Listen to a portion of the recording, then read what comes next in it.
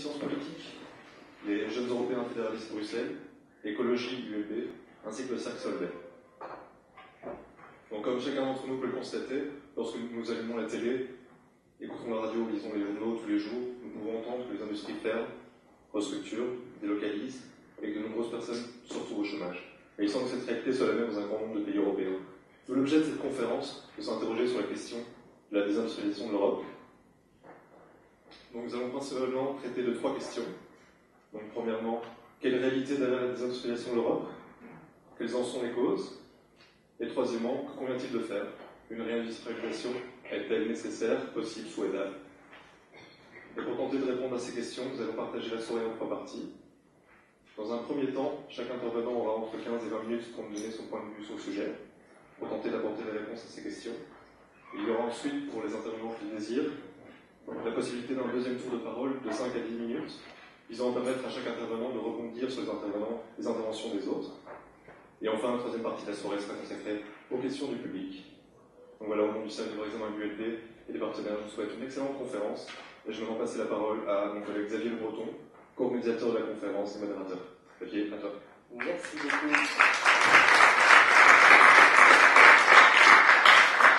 Merci beaucoup Ludovic. Donc effectivement, nous allons passer à la première partie de cette soirée.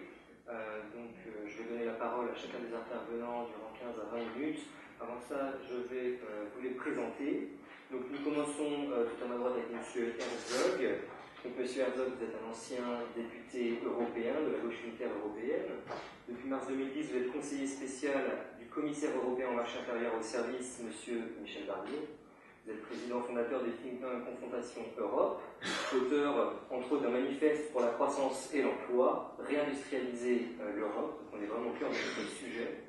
Et votre dernier ouvrage est Les tâches infinies, fragment d'un projet politique européen, publié aux éditions DDB Le Rocher en 2010. Merci beaucoup, M. Herzog, d'avoir accepté notre invitation. Ensuite, juste à ma droite, nous avons le plaisir d'accueillir M. Lieberberg. M. Lieberberg, vous êtes ancien responsable des affaires industrielles et de la recherche au sein du cabinet de Jacques Delors entre 1985 et 1989. Vous êtes directeur général du CER, Center on Regulation in Europe. Vous êtes président fondateur de la gauche réformiste européenne, président du conseil scientifique du FEPS, la Fondation européenne d'études progressistes, qui est un centre d'études indépendant, mais néanmoins proche du PSE, le Parti des socialistes européens. Et en plus de cela, vous êtes enseignant à l'Université libre de Bruxelles, également professeur à la Solvay Brussels School of Economic and Management, et anciennement professeur à l'Institut d'études européennes. Je vous remercie également, M. Lieberberg, d'être venu parmi nous ce soir. Donc, on poursuit avec M. Lambert. Merci d'être là, M. Lambert. M. Lambert, vous êtes eurodéputé du groupe des Verts Alliance Libre Européenne. Vous êtes membre de la Commission de l'Industrie, de la Recherche et de l'Innovation. Et vous vous profilez comme le représentant des Verts sur les questions liées à l'innovation, à la recherche. Et vous avez un intérêt tout particulier pour s'intéresser à la politique industrielle et aux PME. Et vous faites également partie de la commission économique et monétaire. Vous vous occupez principalement des dossiers liés à la macroéconomie, à la gouvernance économique et à la régulation bancaire. Merci d'avoir accepté notre invitation. Et nous terminons avec M. Dupré. Donc, M. Dupré, vous êtes économiste de formation et de profession, diplômé de l'UCL, l'Université catholique de Louvain. Vous êtes chercheur et formateur au CRESEA, qui est le groupe de recherche et d'études pour une stratégie économique alternative. Et vous êtes auteur de nombreux livres, et je citerai les 3 derniers, à savoir Crack mondial, publié en 2009, La Belgique endettée, publié en 2012, donc aux éditions Couleur Libre, et Après l'euro, les peuples, point d'interrogation, publié en 2012 aux éditions Tribord. Merci M. Dupré d'avoir accepté notre invitation à cette conférence. Donc voilà pour la présentation du panel de nos intervenants. Donc je vous souhaite une très bonne soirée, une très bonne conférence, et je passe la parole sans plus tarder à M. Herzog. M. Herzog, vous avez la parole pour 20 minutes. Merci. Donc, je dirais d'entrée que c'est une très haute montagne à gravir pour l'Europe, et il s'agit vraiment d'une clé de la sortie de crise. Pourquoi une réindustrialisation est nécessaire? Tout d'abord parce que l'industrie demeure le moteur de la croissance. La théorie très vieille d'ailleurs de Koenig, de substitution des services à l'industrie, pas, toutes ces activités sont imbriquées. Et aujourd'hui, l'industrie a effectivement de plus en plus besoin de services, mais les services ne fonctionnent pas s'il n'y a pas des infrastructures et des équipements derrière. Donc, c'est mêlé. L'opposition des deux, pour moi, est absurde et dangereuse. Mais l'industrie proprement dite concentre encore effectivement la majorité de la recherche et développement, de la capacité d'exportation, et les indices de progrès de la productivité se situent d'abord dans l'industrie, alors que la productivité dans les services stagne depuis 15 ans en Europe. Donc l'industrie demeure le moteur de la croissance. Deuxièmement, nous avons un problème en matière d'industrie dans l'espace européen, c'est qu'il y a une énorme polarisation et désindustrialisation entre d'une part l'Allemagne et des pays voisins, je dirais, et puis le Sud qui décroche, y compris la France fait partie du Sud, d'une certaine façon, ou tend à faire partie de ceux qui décrochent. Or, ces divergences de compétitivité industrielle sont à la racine de la dislocation de l'union monétaire. Pour ceux qui ont étudié les théories des zones monétaires, je dirais même pas optimales, mais durables, il est archi prouvé que entre pays dont les niveaux de développement et de compétitivité sont très différents, ce qui est le cas de l'Europe, une union monétaire n'est pas viable, sauf si une mobilité du travail est possible, c'est-à-dire les gens quittent leur pays pour ne pas rester chômeurs et vont ailleurs, et massivement, ou et si l'Union développe des transferts qui permettent aux régions et pays en difficulté de remonter en capacité d'industrie et de compétitivité. Or, actuellement, nous avons une divergence qui est à la racine, je ne suis pas le seul à le dire, Neustadt, Monti et des tas d'autres, de la dislocation de l'union monétaire. Voilà deux raisons. Pourquoi le problème de la réindustrialisation est posé pour toute l'Europe et particulièrement pour les pays qui décrochent. Bien entendu, je n'évoque même pas la montée en concurrence des pays émergents qui actuellement les conduit à nous concurrencer sur toute la gamme des produits, comme on le voit par exemple dans le domaine de l'énergie solaire, où les Chinois sont en train d'écraser les concurrents. Donc voilà le pourquoi. Deuxième idée, renouvellement du mode de croissance. Parce que quand on parle de stratégie industrielle, l'industrie, oulala, l'horreur, on nous ramène au temps de 30 glorieuses, on dit ça c'est l'industrie d'hier, les cheminées d'usines, etc., etc. Il y a besoin d'inventer un autre type de croissance où l'industrie, effectivement, aura un rôle majeur pour deux raisons. D'une part, les implications de la révolution de l'information et des technologies, c'est-à-dire la capacité de s'approprier les potentiels des nouvelles technologies, et en particulier dans une perspective de développement durable. Pour moi, le développement durable suppose pour l'industrie non pas simplement, ce qui est très important évidemment, de résoudre des problèmes majeurs dans le secteur de l'énergie et dans le secteur des transports, mais aussi de l'habitat, mais plus généralement, il s'agit d'un verdissement de toutes les activités productives.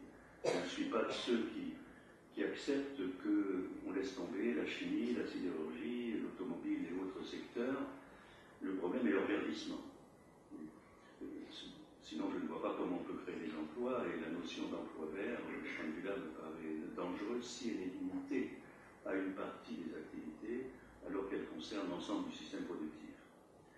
D'autre part, donc première raison, un type d'industrie qui fera appel beaucoup plus au capital humain, à la valorisation des relations sociales, et qui doit s'inscrire dans une perspective de développement durable. Donc une croissance sobre, mais elle sera sobre, elle sera pas immense, mais sobre en consommation matérielle, et riche en développement relationnel, pour parler ainsi. C'est un type de croissance différent à inventer. J'ajoute que si on n'est pas capable de faire de la croissance, parce que, soyons clairs, nous avons une crise de surendettement, privé et public, encore plus privé que public. Il faut voir les ratios de dette, certainement privés, à Chypre et dans les pays périphériques, mais pas seulement. Donc il y a une crise de surendettement, et mettez-vous à ce qui est vrai à l'échelle d'un ménage ou à l'échelle collective. Si vous n'avez pas de revenu d'activité, vous êtes surendetté, vous êtes étranglé. J'ajoute, si les taux d'intérêt augmentent, il faut croissance et taux d'intérêt suffisamment bas pour pouvoir rembourser ses dettes sans être étranglé. Donc nous avons besoin d'une croissance, mais elle sera sobre, et le focus sur l'industrie est une nécessité. Mais, deuxième élément de la nouveauté du problème, c'est l'internationalisation de la production et d'Internet. L'État n'est plus maître de son territoire.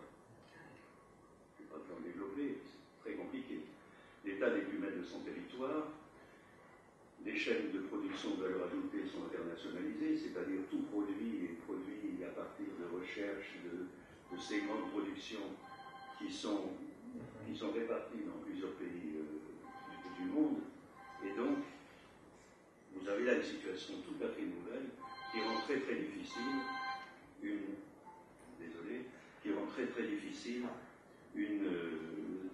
la conduite de politique industrielle strictement dans l'espace national.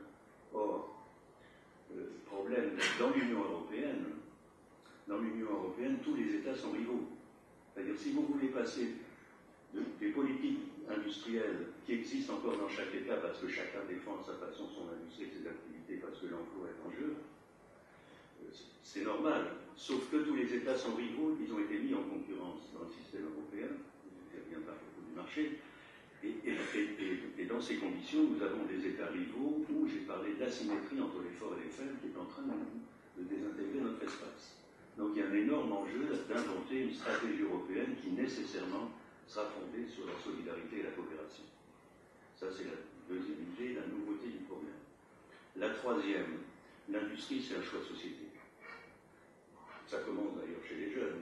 S'il n'y a pas un mouvement de réappropriation et d'intérêt et de motivation pour les sciences et technologies et entrer dans des vies actives où forcément il faudra s'intéresser aux infrastructures de type nouveau, pas seulement Internet, c'est évidemment évident, mais à toutes sortes d'activités. On ne peut pas dire que le système éducatif est parfaitement tourné vers ce genre de préoccupation pour l'instant.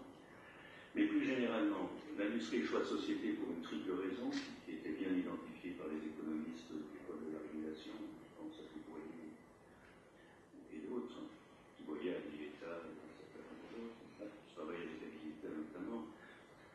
Pour qu'une industrie se construise, il faut des relations socio-industrielles, il faut des entreprises prospères, il faut aussi possible il y a différents modèles, plutôt une codétermination à l'allemande pour que ça marche plutôt que des rivalités incessantes et un système trop flexible. Donc construire des relations socio-industrielles, construire un système d'innovation qui a rien de plus difficile que faire passer des idées à la production et au marché mondial. Excessivement difficile, il faut construire toute la chaîne. Il faut articuler la recherche à l'éducation, ensuite à la production, mais avec une phase d'expérimentation avant la maturation, puis ensuite il faut le design, le marketing, aller au marché mondial. C'est ça les systèmes d'innovation, c'est crucial. Et d'autre part, il faut une finance permissive, parce que si vous êtes sous la dépendance des investisseurs globalisés qui vous demandent tous les trimestres quelle est votre rentabilité, évidemment vous avez un certain nombre de problèmes sur le dos. Donc voilà trois types. Vous voyez, le défi industriel, sa complexité, et j'insiste, l'Europe est divisée mais dans un espace où les capitaux circulent librement. Événement historique, on réinstaure des contrôles d'échange à Chypre. Événement historique, alors ça veut dire que la circulation débridée des capitaux crée une instabilité majeure dans l'espace et déstabilise un certain nombre de systèmes productifs et d'entreprises, et par conséquent, l'état des lieux en Europe et les divisions entre États rivaux que j'évoquais, c'est pas un mince problème. Donc, voilà mon troisième point. Que fait l'Union au passé?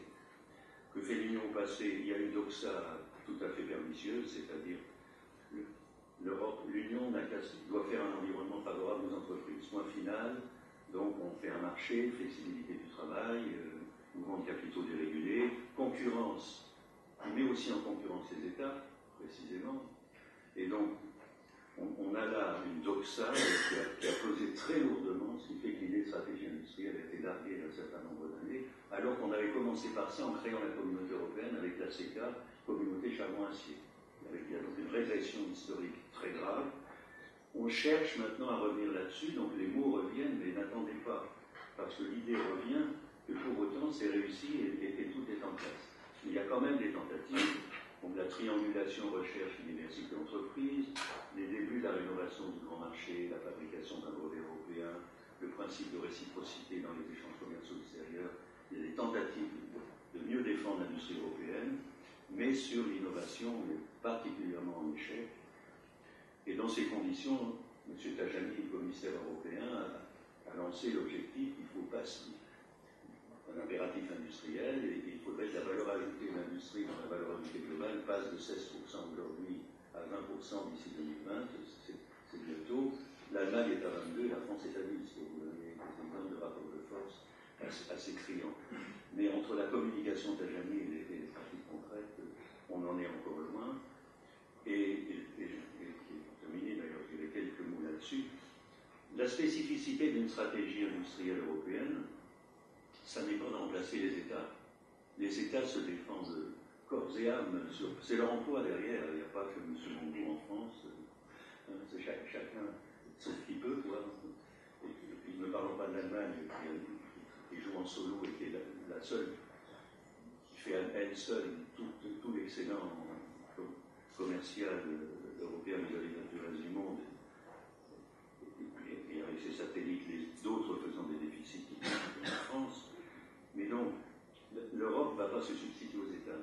Donc l'Europe doit réussir à coordonner les États, mais même plus que coordonner les États.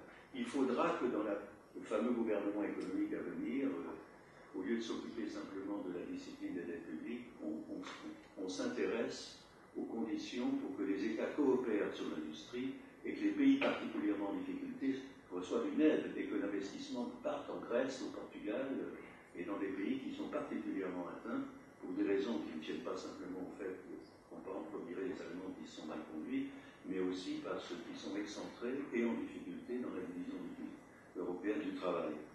Donc vous voyez la difficulté du problème, et ça amène en 3 mots, encore 3 minutes, pas plus. Non mais ça va, je fais vite. Alors vous allez me dire comment on fait pour arriver. Il n'y a même pas de coordination. Arrêtons de voyer les choses en face. Le Conseil compétitivité est un fantôme. Il n'existe pas. Il a fallu que récemment qu'on traîne M. Almunia pour s'expliquer sur le jeu de la politique de concurrence qui divise les États à la dernière réunion du Conseil compétitivité. C'est un fantôme. La coordination n'existe pas. Donc il faut établir une coordination pour voir comment les intérêts qui divergent peuvent être mis en synergie. C'est un vaste besoin, effectivement. Mais plus qu'une coordination, il va falloir essayer d'inciter à coopérer plutôt que se faire la peau. Coopération entre firmes plutôt que des fusions.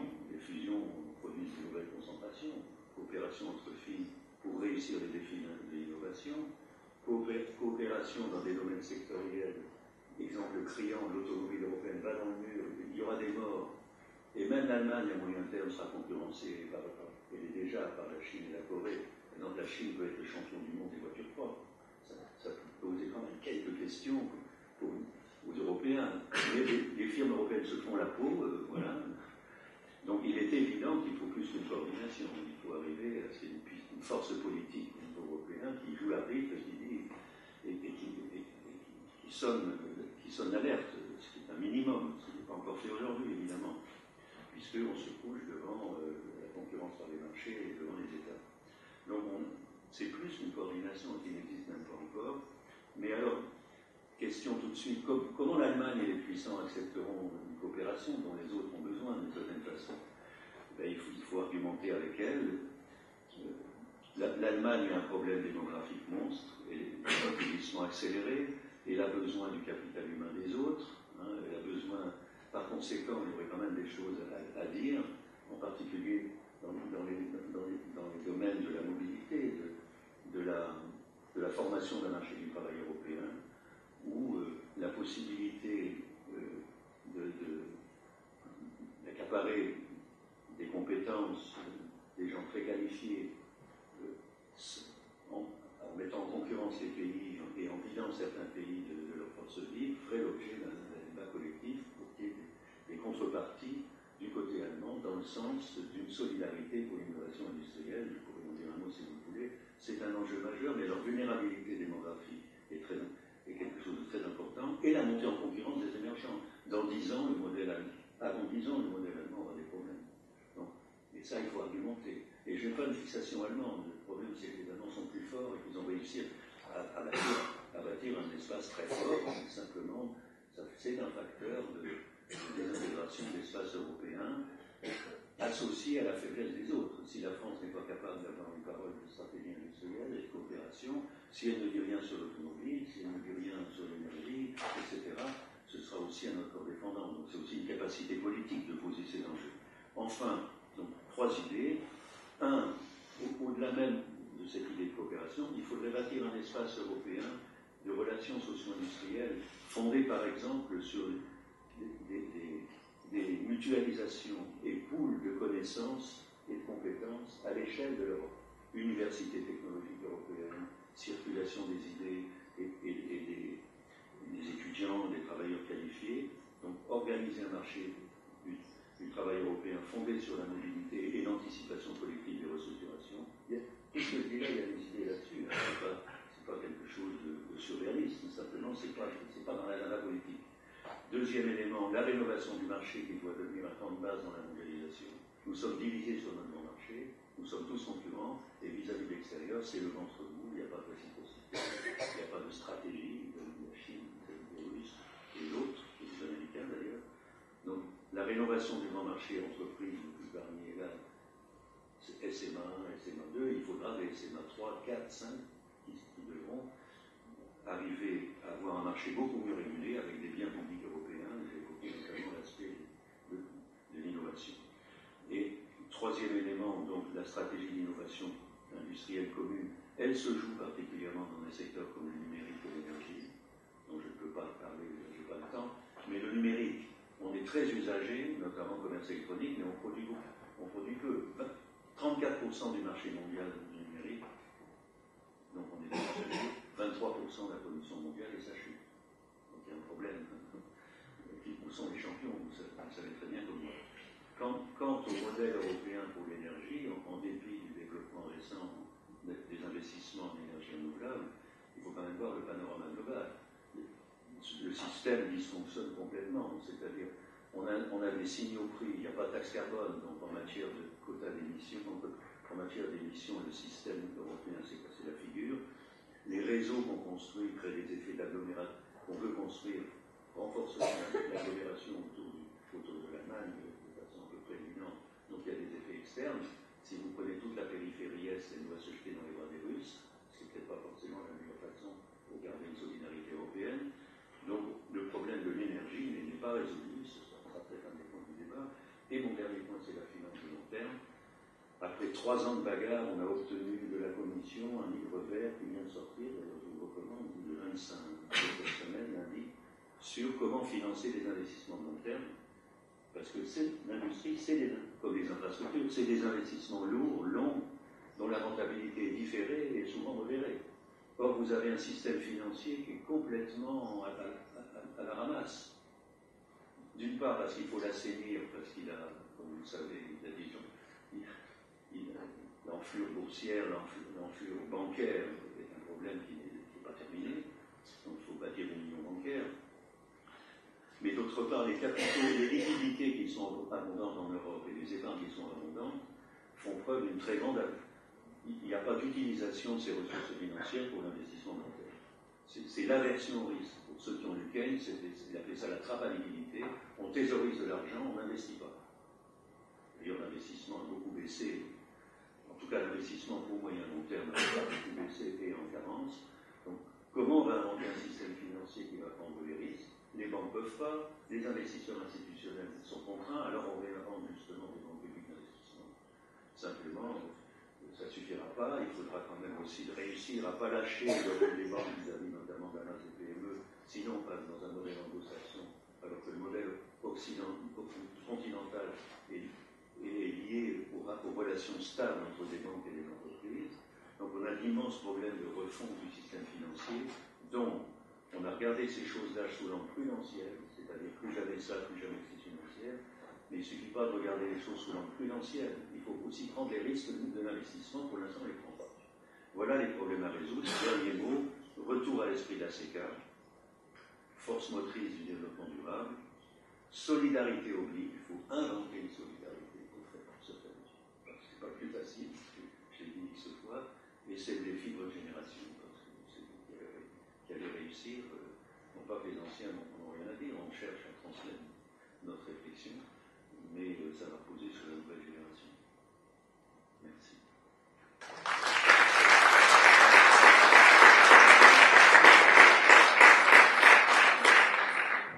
Merci beaucoup pour cette intervention donc, de 20 minutes, 00, parfait. Je passe la parole sans plus tarder à M. Dubaberg également pour 20 minutes. Merci beaucoup. C'est toujours agréable de faire une conférence en centre d'université.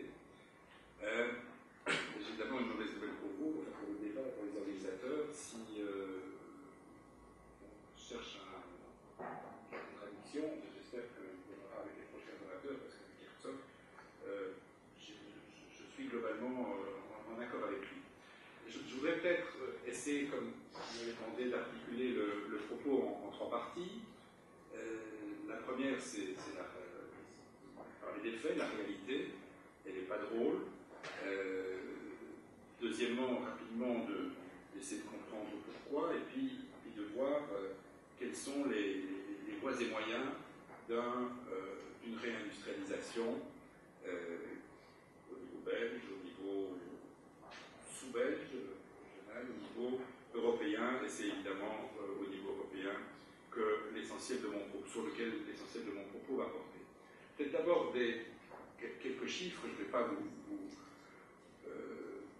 assommer avec des chiffres, surtout que je n'ai pas de transparent, mais quand même il faut se rendre compte que quand on parle de désindustrialisation, on parle de la diminution de l'emploi industriel en termes absolus, et également de la diminution de l'emploi industriel dans l'emploi total d'un territoire donné. Alors, simplement pour rappeler les faits, si on compare 1980 à 2010, les chiffres viennent du BIT et de la Banque mondiale, aux États-Unis, et quelquefois on oublie, mais aux États-Unis, on a perdu près de 6 millions d'emplois industriels. Près de 6 millions. En Allemagne, pendant la même période, donc en 30 ans, près de 700 000. En France, 1 600 000. 1 600 000 par le territoire, plus ou moins équivalent. Et en Belgique, on en a perdu un peu moins de 200 000, 187 000 en 30 ans.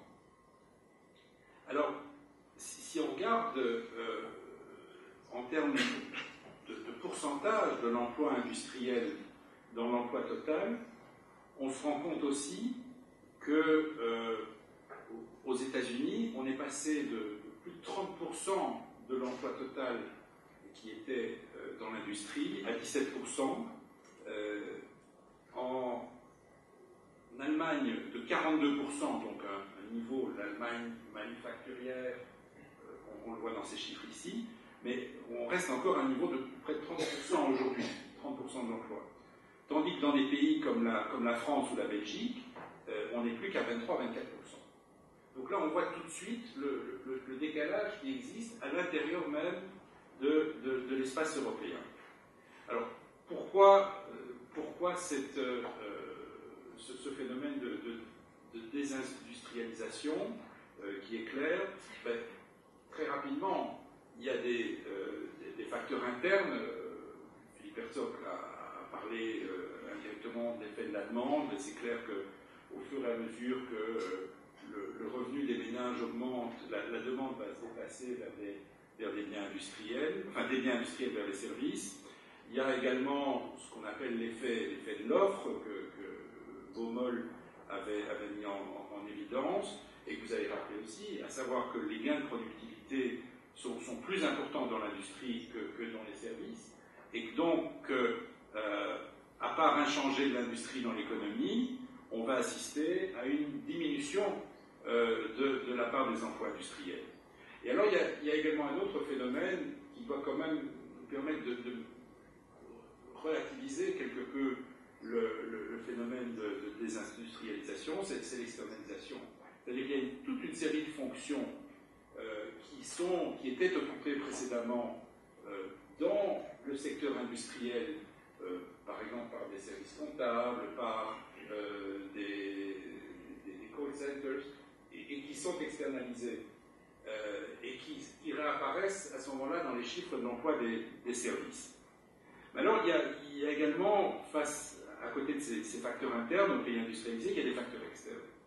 Et là, il y a bien sûr la spécialisation qui est due au commerce international, et c'est clair que les pays développés ont une intensité capitalistique beaucoup plus grande que les pays en voie de développement, et donc vont normalement se spécialiser dans des activités à haute intensité capitalistique, et principalement les services et les industries de pointe, mais à savoir, industries de pointe, on disait avant, elles sont peu porteuses d'emploi. Je vais revenir là-dessus. Mais je pense que ces facteurs externes n'expliquent qu'une petite partie de la désindustrialisation, pour toute une série de raisons. D'abord, parce que les flux totaux du commerce international ne représentent qu'une part infime du PIB. Si on regarde les délocalisations et les chiffres de délocalisation au cours des dernières années, on se rend compte que maximum 10% de l'emploi industriel, maximum 10%, est perdu par ce qu'on appelle les délocalisations. Les délocalisations, c'est quoi? C'est je ferme une entreprise en Belgique, en France, en Allemagne, pour aller ouvrir quelque chose dans un pays où les salaires sont plus faibles, et je vais réexporter ces biens dans les pays d'origine, dans le pays. On voit que ces phénomènes-là ne sont pas les phénomènes majeurs qui expliquent la désindustrialisation. 10%. Les pertes, 10% de l'emploi. 10% de l'emploi. 10% de l'emploi. 10% de l'emploi. Par contre, ce qui constitue plus de 60 à près de 70% des pertes d'emploi, c'est la structuration interne. Et ça nous interroge, je crois, de manière beaucoup plus spécifique. Ceci étant dit, je ne suis pas ici pour minimiser, je ne peux pas minimiser l'impact de la délocalisation ou des phénomènes de délocalisation. Je crois que ils sont évidemment toujours très douloureux parce qu'ils se manifestent dans un nombre de secteurs relativement faible, mais important dans ce qui a fait l'économie des 30 Glorieuses, notamment, dans nos pays, et dans des bassins d'emploi qui sont souvent les plus fragilisés. Donc c'est clair qu'à partir du moment où on a une fermeture dans le centre d'une usine de pare-brise ou chez ArcelorMittal à Liège ou chez Ford à Genk, ça fait très mal. Et c'est un problème évident. Alors, la question qu'on peut se poser, et je voudrais passer peut-être un peu plus de temps là-dessus, c'est qu'est-ce qu'on peut faire? Mais quand on dit qu'est-ce qu'on peut faire, c'est d'abord quel a été jusqu'à présent le rôle des pouvoirs publics et quel peut-il être dans les années à venir. Je crois que ce qui se passe, c'est d'abord le fait qu'au niveau européen, vous devez être conscient que le mot politique industrielle, le concept de politique industrielle, et je l'ai vécu au cours des 30 dernières années, a souvent été un vilain mot. C'est un concept qui était perçu comme étant symptomatique d'un interventionnisme complètement déplacé de l'État dans l'économie. Et je me souviens qu'à de nombreuses reprises, notamment quand je travaillais à la Commission, j'ai dû faire face à des antagonismes importants de la part d'un certain nombre de mes collègues qui ne voulaient pas entendre parler de ce concept-là, et donc on faisait de la politique industrielle par la bande, c'est-à-dire par les outils de la politique industrielle, mais on ne veut pas dire que c'était de la politique industrielle. Aujourd'hui, il y a un peu plus de réalisme qui semble s'être installé par rapport au moins à ce concept. Donc, l'action des pouvoirs publics face au phénomène de désindustrialisation, elle est de deux ordres. Elle est d'abord soi de contribuer à l'amélioration de l'environnement macroéconomique. C'est clair qu'on ne peut pas faire une bonne politique industrielle dans un environnement caractérisé par de l'inflation, par une instabilité monétaire, par des dépenses publiques qui ne sont absolument pas sous contrôle, par des balances commerciales qui sont fortement déficitaires. Le lien est immédiat. Hein. Si vous pensez que, quand vous comprenez que les taux obligataires payés par les États sur les marchés de la dette se répercutent au travers du système financier dans les taux d'emprunt des entreprises. Donc, premier volet, l'environnement macroéconomique. Est-ce que ça veut dire qu'il faut nécessairement faire de l'austérité dure partout dans l'Union européenne au même moment? Évidemment, ma réponse est non, parce qu'on ne fera pas une bonne politique industrielle avec un patient qui est guéri, certes, et qui sera mort parce qu'il sera asphyxié. Donc c'est évident qu'une politique industrielle va de pair avec une demande qui est suffisamment active. Donc premier volet, le volet macro. Mais le deuxième volet, c'est celui, je crois, par lequel l'Europe a sûrement, l'Europe et les États membres, a quand même fait montre d'un certain nombre de carences au cours des cas. Ériger l'industrie, ériger la compétitivité de l'industrie et ériger la tension, la démarche orientée vers l'innovation comme des priorités, et ça, c'est ça le fondement même d'une politique industrielle active. Alors, qu'est-ce que ça veut dire si on décline ça un petit peu plus précisément? La première, c'est de concentrer les moyens, puisqu'on dit, et plus que jamais, quand on a peu de moyens publics, c'est les concentrer sur les secteurs à forte valeur ajoutée, en les érigeant en priorité nationale au sein de pôles de compétences. Et là, l'exemple et l'histoire est toujours très, très utile. Je crois l'exemple de la politique industrielle qui a été faite il y a déjà 40 ans par des gens qui n'étaient pas, par quelqu'un qui n'était pas nécessairement un socialiste, le général de Gaulle, mais a conduit à permettre une filière nucléaire, une industrie aéronautique, des télécoms, etc. Donc je crois que cette approche, qui est d'ailleurs, mutatis mutandis, celle qui est reprise par le plan Marshall ou Marshall .2 zéro vert ou que sais-je, procèdent du même type de démarche. La deuxième chose, c'est favoriser l'éducation scientifique et technologique et ce qui l'accompagne, la formation technique et professionnelle et la mobilité des gens. Moi, je suis frappé, et je le dis dans cette université où on n'est pas nécessairement des exemples, une illustration de ce besoin de formation technique et professionnelle. Je suis frappé par les résultats industriels de pays comme la Finlande ou l'Allemagne, comparés à des pays comme la Belgique ou la France. En Finlande, au niveau secondaire, à partir de la troisième année secondaire, vous pouvez quitter l'enseignement général et vous diriger vers l'enseignement technique. Vous allez me dire, mais en Belgique aussi. Bien oui. Mais en Finlande, il n'y a pas de hiérarchie qui est faite entre les deux. Vous vous dirigez vers l'enseignement technique et on vous dit, ouais, c'est super, tu vas devenir plombier, tu vas devenir informaticien, technicien informaticien, c'est super. Les enseignants qui travaillent dans l'enseignement secondaire technique sont valorisés, y compris sur le plan salarial, par rapport à ceux qui sont dans l'enseignement général et qui enseignent le latin ou les maths. C'est une réalité. Alors, je ne dis pas que c'est l'unique raison pour laquelle la Finlande a une Nokia, mais ça a sûrement beaucoup aidé. Et idem en Allemagne. Encore en venant ici à la radio, Made in Germany. Ouais, donc, ça veut dire que ça a encore du sens, l'ingénierie allemande.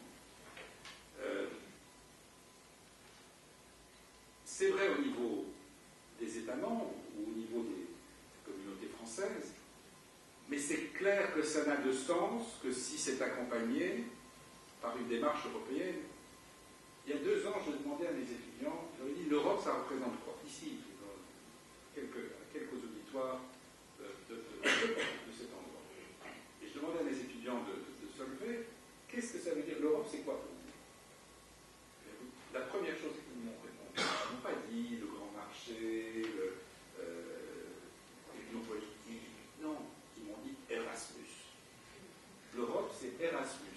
C'est la possibilité pour nous d'aller passer 6 mois dans une université à l'étranger, sans doute de bénéficier aussi de l'auberge espagnole, mais sûrement d'apprendre d'autres cultures, d'avoir une ouverture par rapport à l'autre, de développer de nouvelles amitiés, de nouveaux rapports, de nouveaux liens.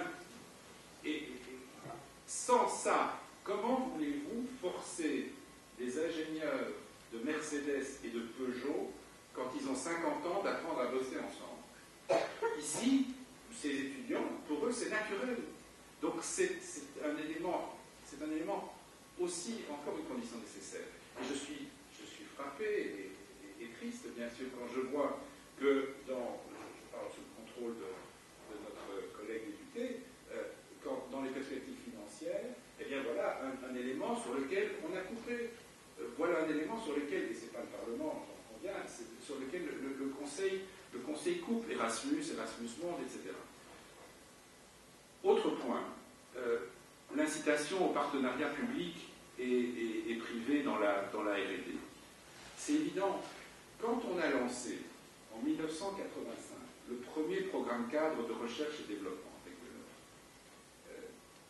on a vraiment contribué à une révolution copernicienne.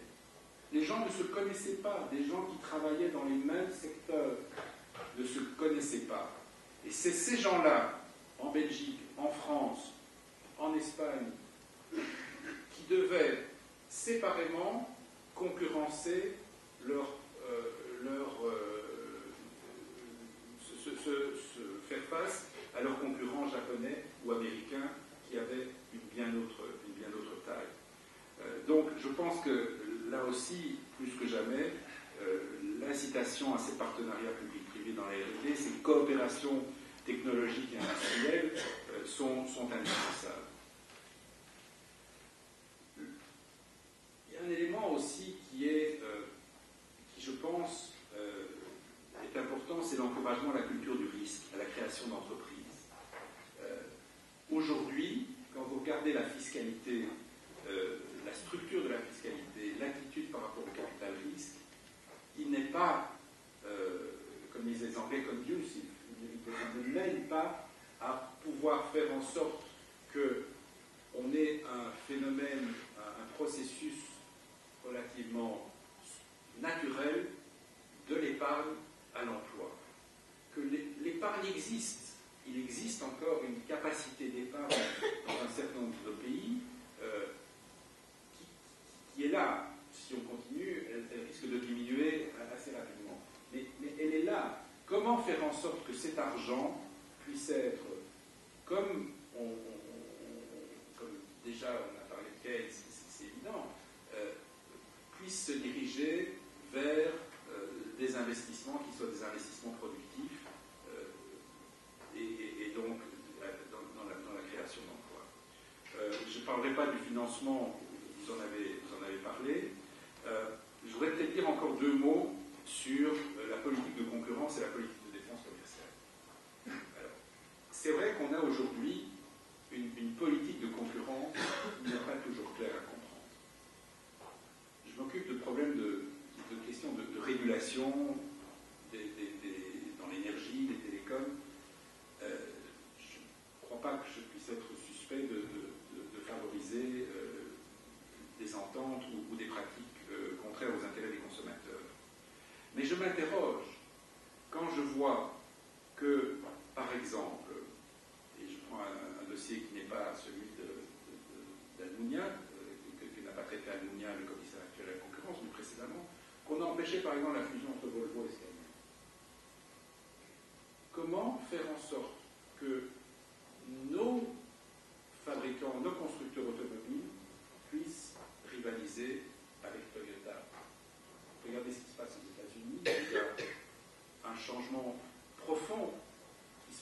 sein des constructeurs automobiles. Et nous, on est toujours là en train de se dire, oui, on veut des entreprises européennes fortes, mais le concept de champion européen, on n'aime pas beaucoup parce qu'on a peur d'abus de position dominante. Mes chers amis, on n'est pas la crainte de l'abus de position dominante. Je pense qu'il est plus à l'ordre du jour. Ce qui est à l'ordre du jour, c'est de savoir si oui ou non on aura encore en Europe une industrie automobile. Et est-ce qu'on a encore besoin en Europe d'une industrie automobile? Personnellement, je pense que oui, la réponse est oui. La réponse est oui, notamment parce que les questions de mobilité, et notamment les questions de mobilité dans les villes, ce sont des questions auxquelles les constructeurs automobiles peuvent donner des réponses, et des réponses qui sont différentes de la production de voitures de masse polluantes, comme c'était le cas du temps du Fordisme. Une boîte comme Volvo a été pionnière du concept de ville sans voiture. Et eux ont bien compris que la ville sans voiture était quelque chose vers lequel on allait se diriger, et que plutôt que de résister à ce mouvement, il était de leur intérêt de l'accompagner. Et ils ont bénéficié d'encouragement de la part du gouvernement suédois. Nous, on n'a pas cette attitude. On n'a pas cette attitude-là au niveau belge, et on n'a sûrement pas une attitude commune à ce niveau, sur le plan européen. Je crois que j'ai parlé depuis 28 minutes, donc je voudrais m'arrêter. On aura encore l'occasion. Je voudrais terminer par un seul point, qui est de dire comment avons-nous réussi à avoir une industrie performante? Comment avons-nous réussi à avoir de la prospérité dans nos pays dans les années 45 à 70, 75, on a appelé les 30 glorieuses, et comment a-t-on réussi à lancer le grand marché en 85, 90? Eh bien, il y a une condition, un élément qui caractérise ces deux périodes, c'est la volonté délibérée d'investir dans le dialogue social, d'investir dans une relation de partenariat entre les pouvoirs publics, l'industrie et les organisations représentatives des travailleurs. Ce qui était à l'époque fondamental, aujourd'hui, n'est même plus à l'ordre du jour. Et donc j'en appelle pour ma part à des accords européens entre partenaires sociaux, plus que jamais, au moment où la situation est difficile. Je crois que c'est une nécessité. Merci.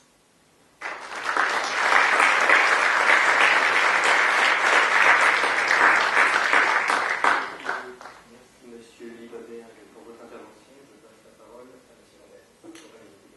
Merci. Je vais essayer de faire plus court, mais on verra si j'y arrive. Donc, il faudrait faire de la controverse pour que ça devienne un petit peu croustillant. Je suis d'accord avec beaucoup de choses que les deux premiers intervenants ont dit. Et donc, je vais focaliser peut-être sur un point de départ qui est pourquoi est-ce qu'il nous faut une politique industrielle. Philippe Herzog a dit parce que l'industrie, c'est le moteur de la croissance. Il nous faut de la croissance. Pourquoi? Parce qu'on doit remplacer la dette. On doit rembourser la dette, pardon.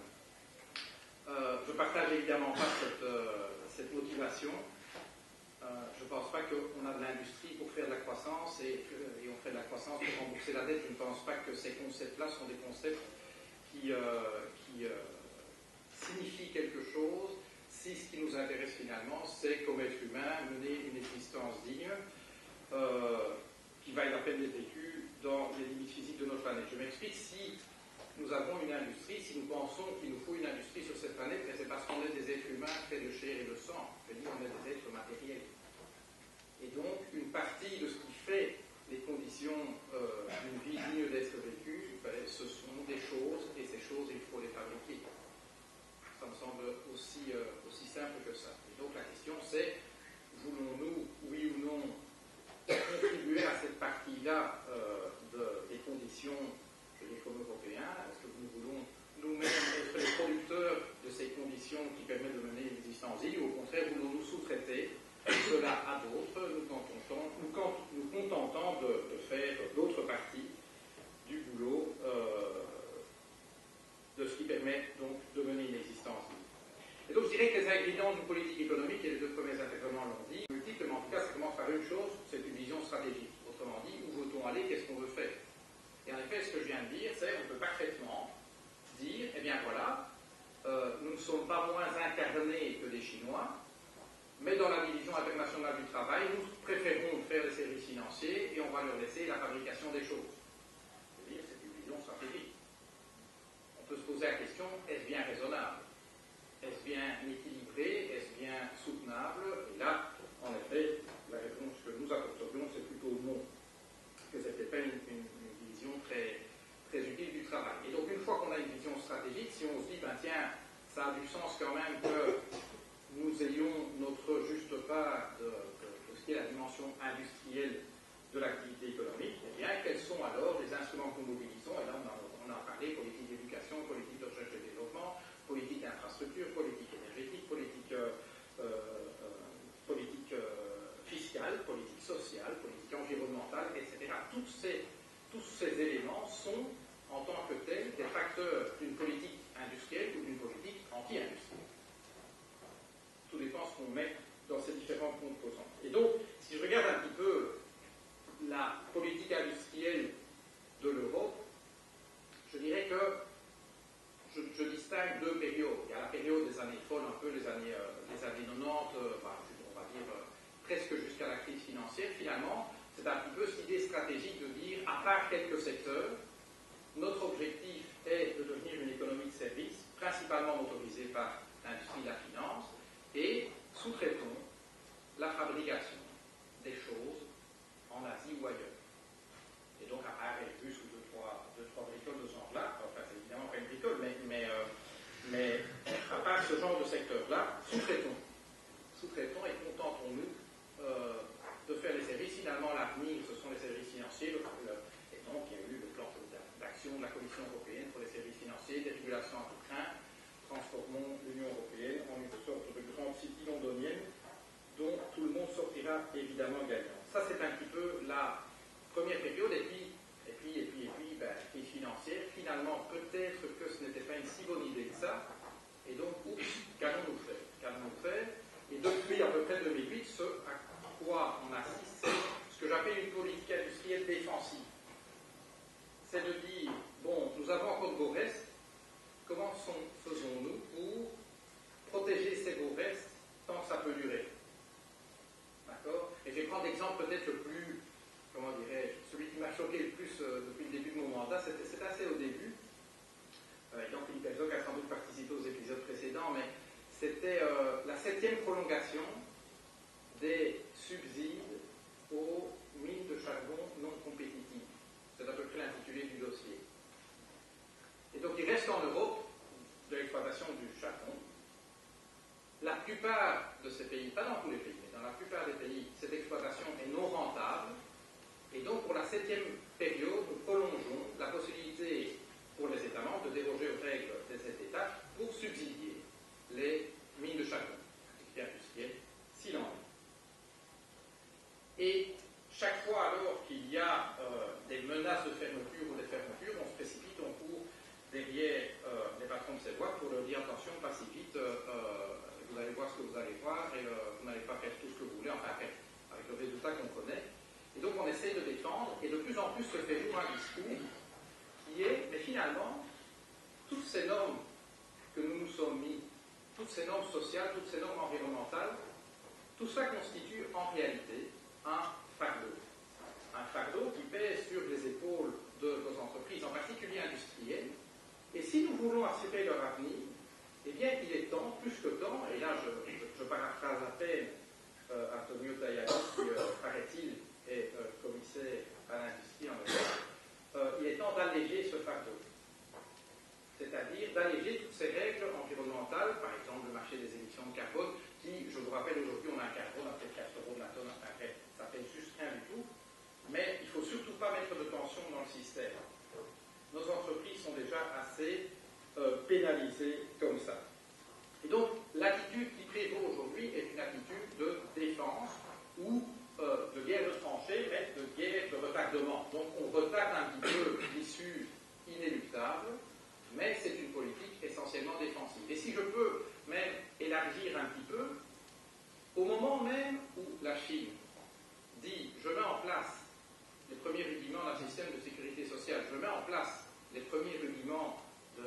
marché d'échange des droits d'émission de carbone, bref, de normes environnementales un petit peu plus contraignantes, et donc je sais que j'augmente ma structure de coûts, je m'oblige donc à grimper dans la chaîne de création de valeur. Au même moment, la doxa dominante ici en Europe, c'est de dire, les gars, il faut que nous gagnions la course au coût.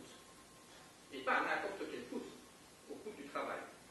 Donc au moment où les Chinois se focalisent sur le numérateur de l'équation de la compétitivité, nous disons nous focaliser sur la réduction du dénominateur de l'équation de la compétitivité, et encore seulement d'une seule partie des coûts du travail qui représente dans les exportations allemandes, grosso modo 20, 22, 25% selon les produits considérés, du coût total.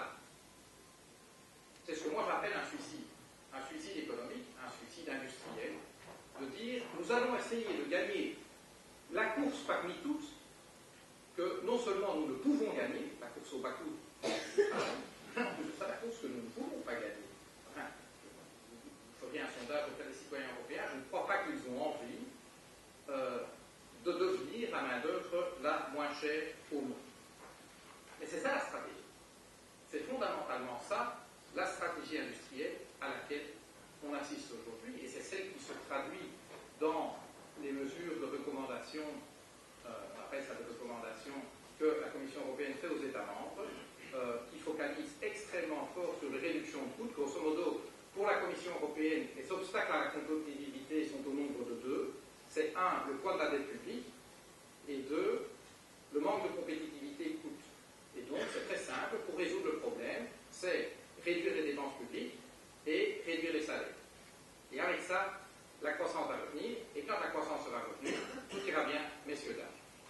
Et donc, on essaye plus fort, on essaye encore, on essaye toujours, parce qu'on est persistant en Europe, et la croissance est presque au rendez-vous.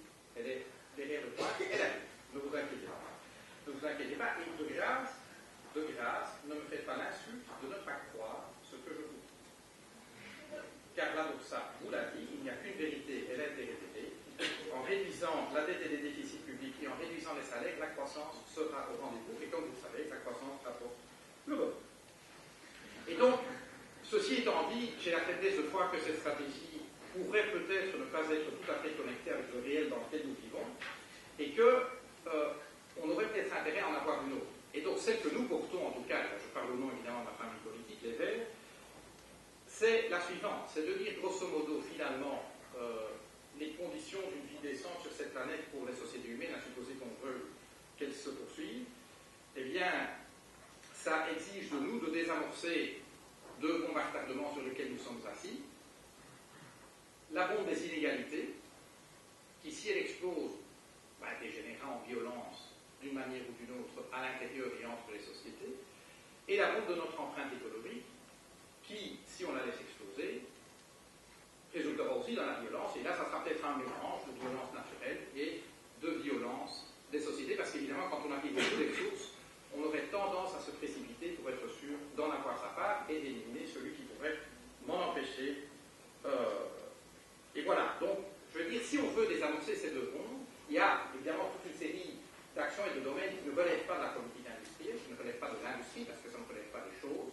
Mais il est évident que si je regarde la deuxième bombe, celle de notre empreinte écologique, il nous semble devenu absolument crucial de réduire de manière absolue notre consommation à la fois d'énergie et de ressources matérielles, de matières premières, de terres arables, d'eau, etc.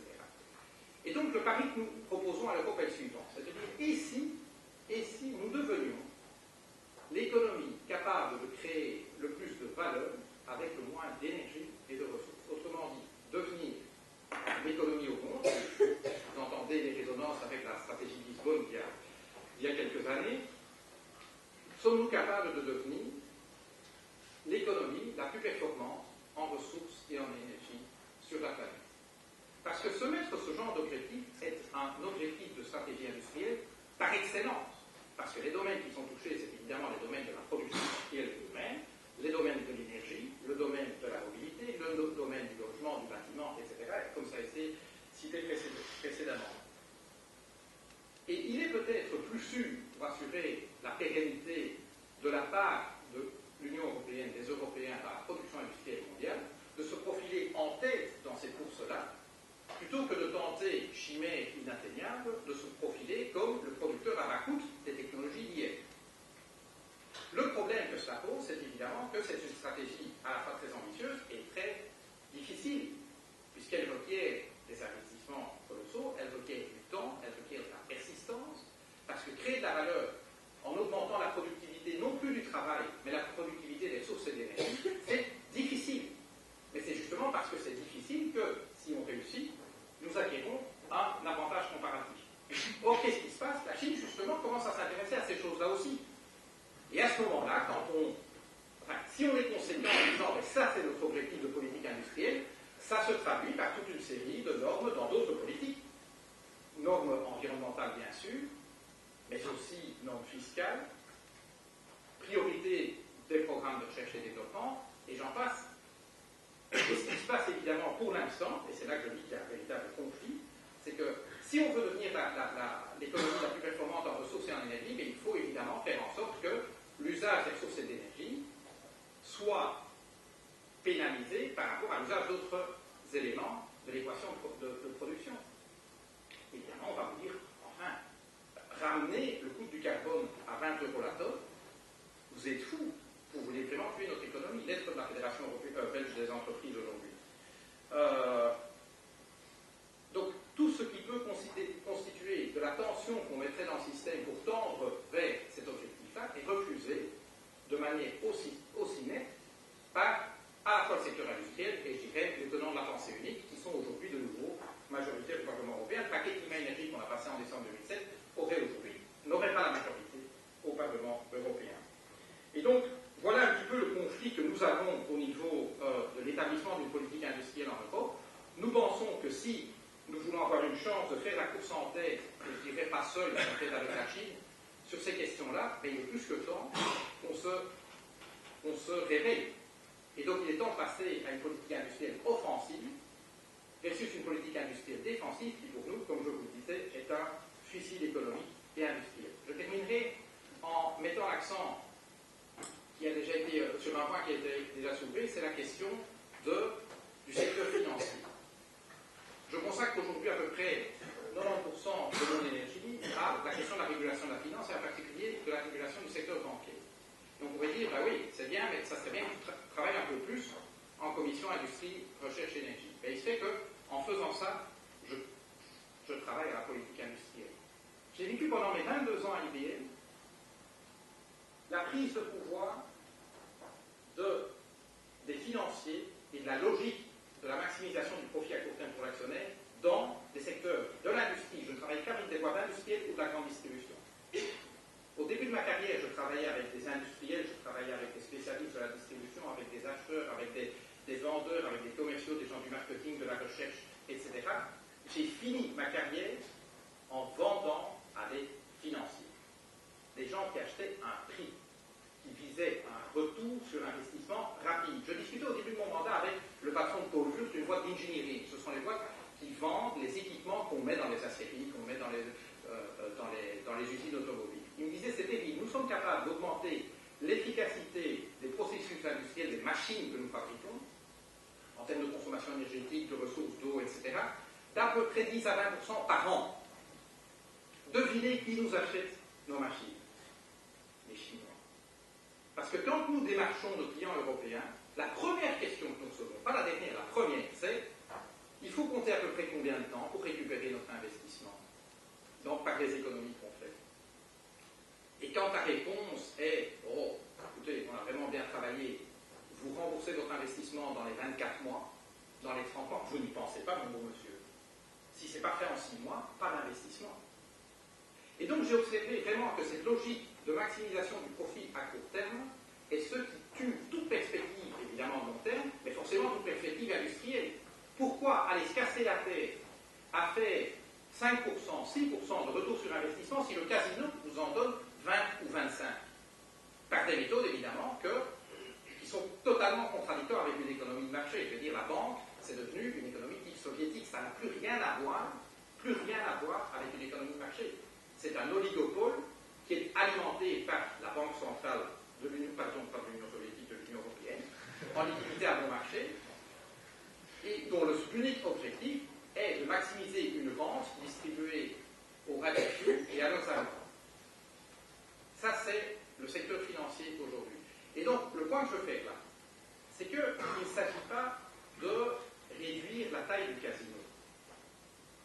La vraie question qui se pose, c'est sommes-nous capables de fermer à double tour les portes du casino? Car tant qu'elles resteront un temps soit peu ouvertes, eh bien, l'investisseur, si on peut l'appeler encore comme ça, préférera tenter sa chance au casino, même si la porte n'est ouverte qu'à moitié, sachant que de toute façon, qui y gagne face au contribuable paye.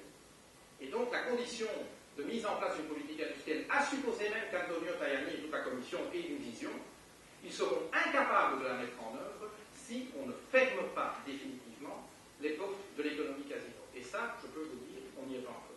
Je vous remercie.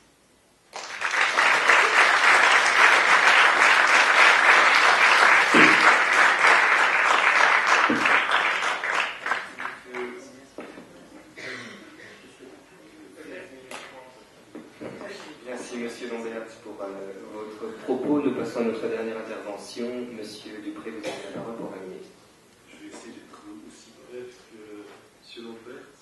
Alors il m'a été demandé au départ du présent exposé d'essayer de poser la question de la réindustrialisation et me demander Ludovic, mais je ne...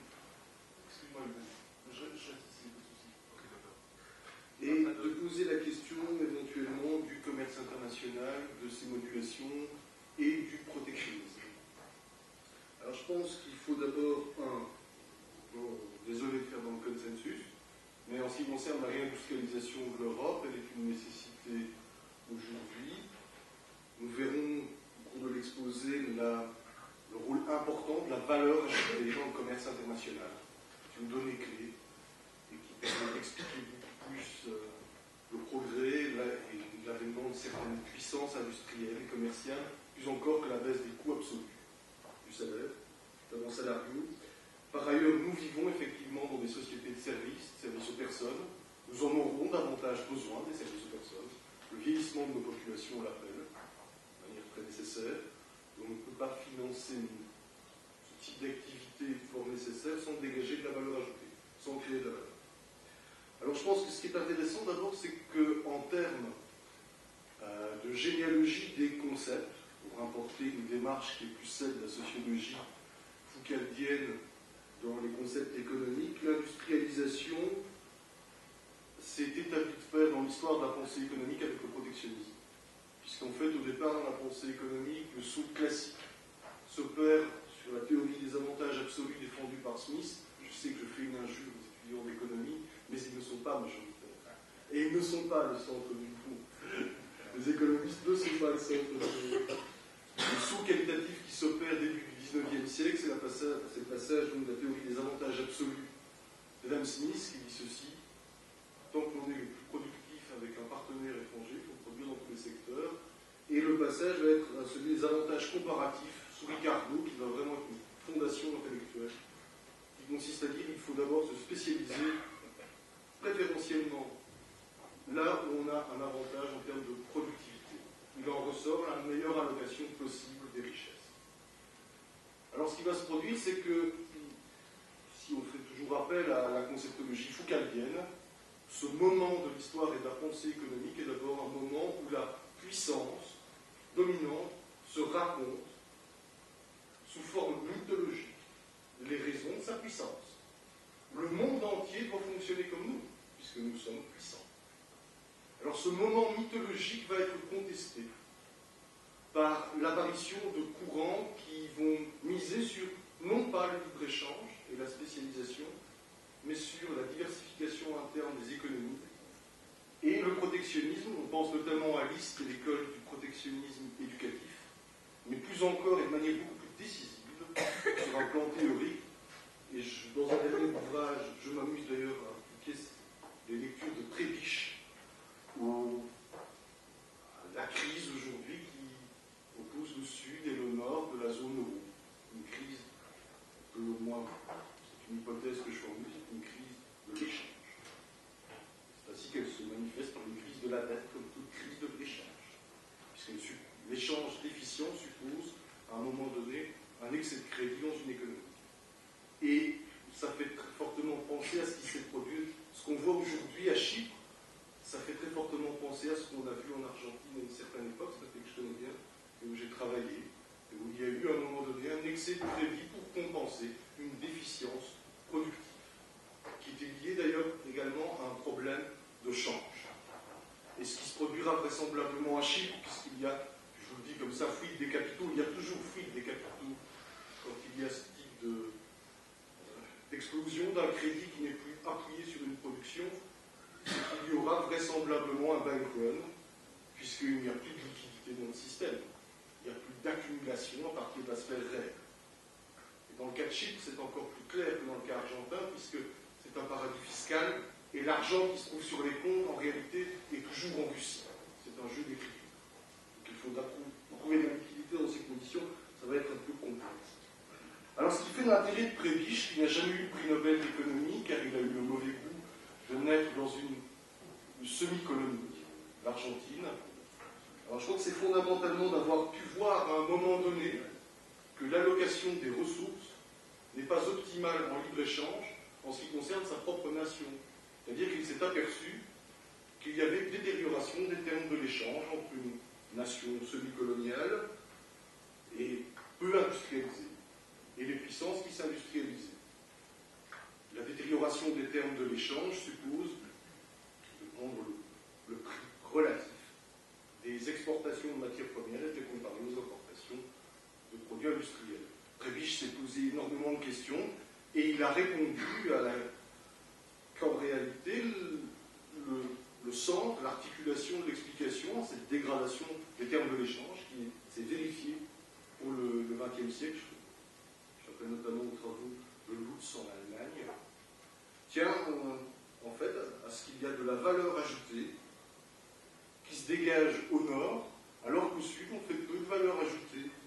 Et il y a 3 explications à cela, 4 en fait.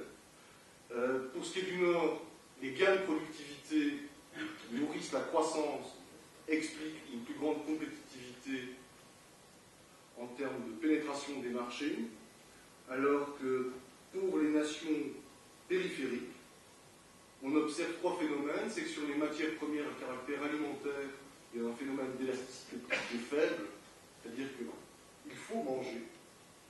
Et si les prix de la nourriture baissent, au bout d'un certain temps, on ne va pas nécessairement manger beaucoup plus. D'autre part, le phénomène de Prebisch n'était pas écologiste, mais il constatait que parmi les facteurs qui expliquent la croissance des gains de productivité, la croissance des gains de productivité au nord, il y a le fait que, avec le temps, on économise de la matière première dans le processus de production. Et c'était valable en tout cas pour le Congo belge, qui s'est retrouvé à un moment donné avec une pénurie débouchée en matière de cuivre et de diamants industriels. D'autre part, en fait, il constate, et ça c'est un facteur tout à fait interne aux sociétés du Sud, ce sont des sociétés avec des marchés du travail profondément pléthoriques. Le taux de chômage d'équilibre en Argentine, je l'ai calculé, dans des centres de recherche, on estime plus ou moins à 20% de la population. Une économie qui fonctionne avec 20% de taux de chômage.